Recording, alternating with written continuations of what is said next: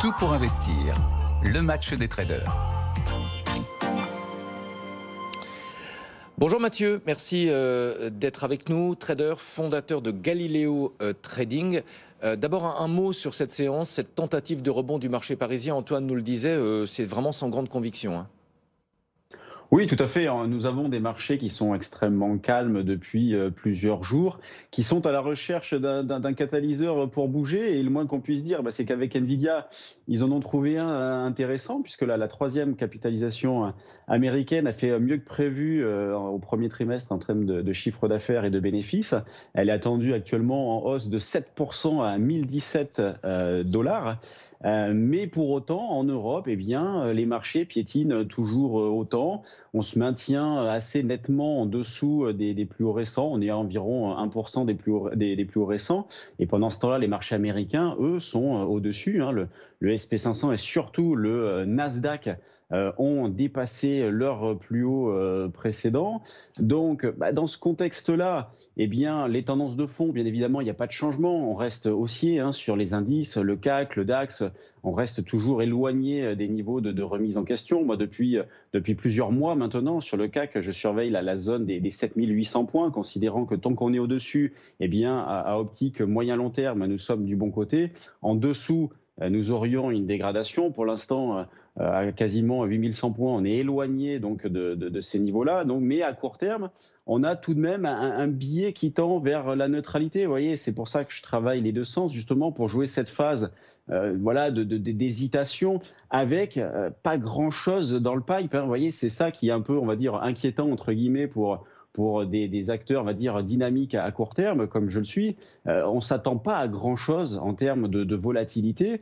D'ailleurs, il suffit de regarder, par exemple, la volatilité implicite. C'est très intéressant de regarder de ce côté-là, puisque vous prenez le VIX aux États-Unis, on arrive sur des plus bas historiques. Il est actuellement autour de 11,5.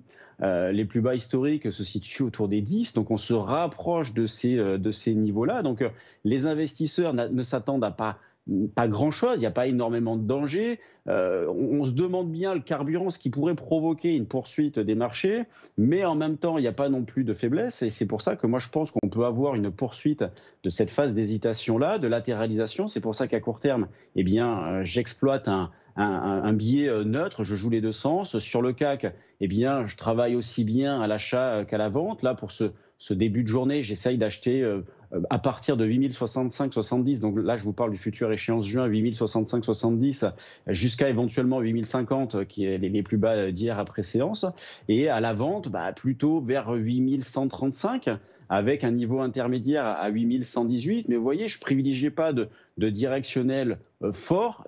Sur le fond, oui, la tendance est haussière, là il n'y a pas de débat là-dessus, mais à court terme, je pense qu'on peut alterner phase de hausse, phase de baisse.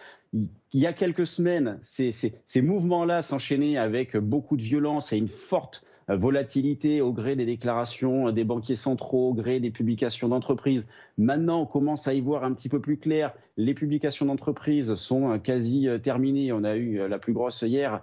Et puis, au niveau des déclarations des banquiers centraux, alors oui, il y en a encore eu hier soir, mais on y voit un petit peu plus clair en ce qui concerne l'évolution des taux à venir. Donc, je crains que cette phase-là se poursuive.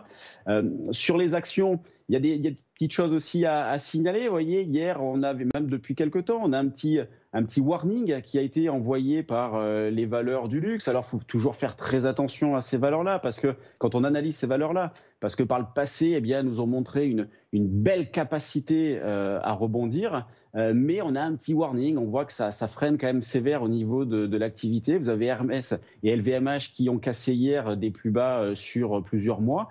En revanche, quand on regarde les mid et small, et j'en parle sur votre antenne depuis pas mal de temps, on a toujours des situations intéressantes avec des démarrages, avec des relais. Et d'ailleurs, il suffit de regarder l'indice mid et small et surtout l'indice CAC small qui surperforme assez nettement l'indice CAC 40. Donc, vous voyez, il faut plutôt peut-être aller chercher dans cette direction-là en ce moment pour aller chercher de la performance. C'est vrai que sur les grosses capis, hormis quelques démarrages, comme par exemple hier Dassault Systèmes, avec une configuration graphique assez intéressante de retournement, sur les autres, il n'y a pas grand-chose, il n'y a pas beaucoup de volatilité. En revanche, sur les petites et moyennes capitalisations, il y a vraiment des situations intéressantes avec des vrais relais, des vrais mouvements.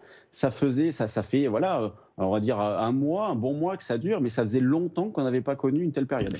Merci beaucoup Mathieu Serron d'avoir été en ligne avec nous, trader et fondateur de Galileo Trading. On reparlera des marchés tout à l'heure à 11h avec Antoine Larigauderie en direct d'Euronext.